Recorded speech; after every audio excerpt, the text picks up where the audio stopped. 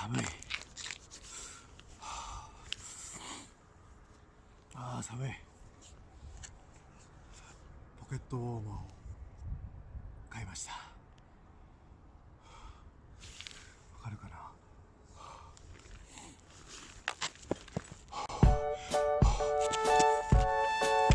寒い。ダメだ。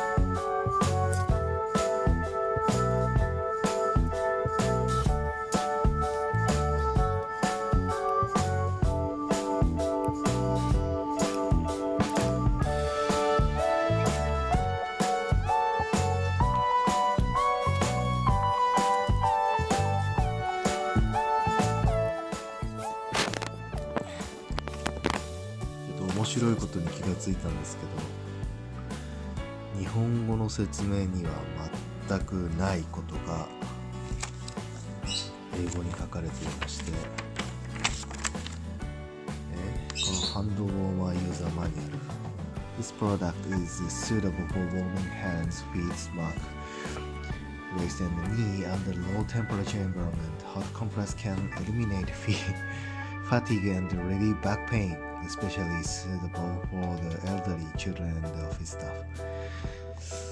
なんか、低い温度の環境下においてバックペイン、腰痛をこうリリーフしたり、疲れを取ったり、エリミネートファティーグ、especially suitable for elderly。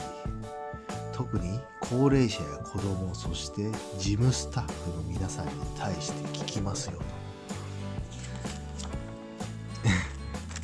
腰痛にいいって書いてあるね。手を温めて、お腹も温めて、そしてそんなことどこにも書いてないね。し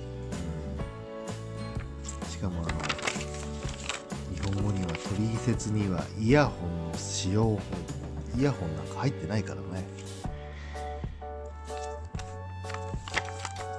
まあそんなもんだよね。2000円台だったしね。ちょっと使ってみようかね。じゃあのっぱらに持ってこう。